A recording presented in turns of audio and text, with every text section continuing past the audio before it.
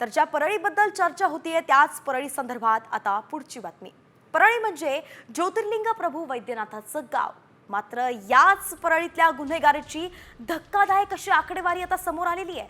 परळीत गेल्या वर्षभरामध्ये शहर आणि परिसरात 109 मृतदेह आढळून आलेत।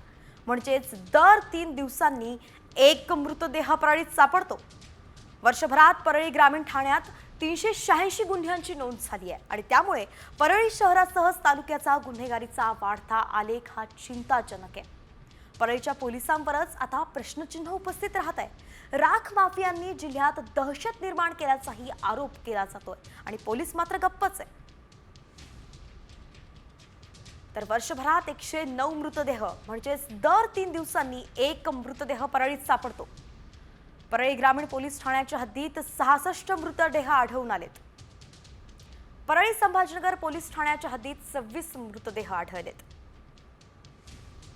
तर परळी शहर पोलीस ठाणे हद्दीमध्ये एकूण 17 मृतदेह पोलिसांच्या ताब्यात लागलेत। वर्षभरात परळी ग्रामीण ठाण्यात 386 गुन्ह्यांची सुद्धा नोंद झालेली आहे।